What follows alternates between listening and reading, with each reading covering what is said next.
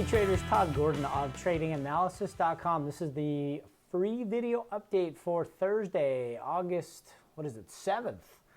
We have been talking about the Russell, and it's creating quite a little storm, and the feedback's been pretty funny, as I've been saying. So we're still seeing it as strong. The market's kind of held support today. I would say it was a victory for the bulls.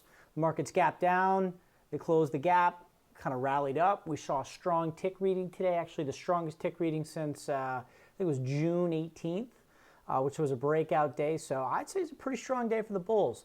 We're still consolidating though. We haven't really broken out from this downtrend, but we put on a trade that we've been talking about for, I don't know, days, weeks now with clients, and that's the long Russell trade. All right, so let's get into it.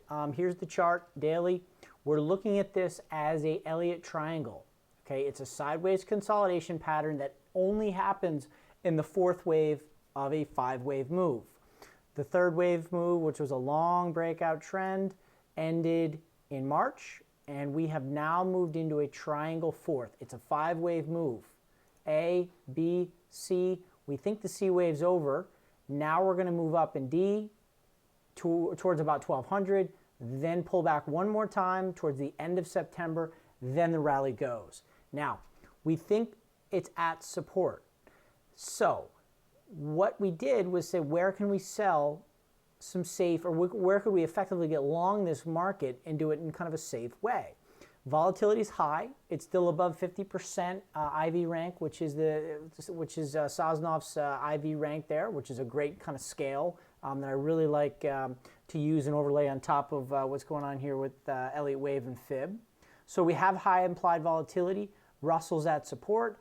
A good way to do it was we calculated the 1 standard deviation level for September options. Why? Because we think this market's going to consolidate through the end of September, so we want to be short premium in this higher implied volatility area during that duration of the trade. So going over to the Dow platform, we have IWM. Right here it's at the 51 IV rank, which is good. That's generally in the top half of the range. We have the standard deviations calculated for you already here on Dow, and it's just below 104. It's about 103.75 is your 1 standard deviation on the downside, minus 1 standard deviation. On the top side, it's 120.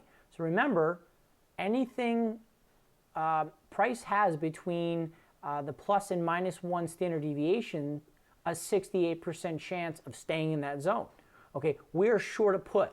We sold the 104 puts today, which is the minus 1 standard deviation. So we have all of this, which is 68%. You have the 13.2% or whatever to get out the plus 2 standard deviation. And then you have that extra 0.1% on the third standard deviation. So you add 68, 13.6, 2%, and it comes out to about 85% chance that it's going to finish above the minus 1 standard deviation level. You didn't need to go through all that math because Dow does it for you, 86%. We sold the 104 option. It was a little higher today. We got a little bit more for it, but it's still able to be done. And we do think that that 104 level, which is right here on the chart in IWM, is well below where we think this triangle could be. And in fact, if the analysis is right, we really shouldn't get below 108. But we're going to be safe. Go to the 1 standard deviation. The equivalent level in the Russell is 1045 in that standard deviation. I could just go up and do it real quick if you wanted me to. RUT, go. We'll go choose strategy. We'll go option. We're going to go short a put, go.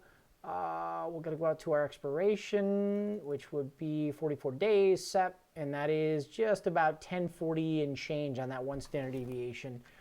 And I have it for you right here, 1040 and change. So that's the level, that's the trade. We're short premium, which makes us long the Russell, but we don't need it to break out.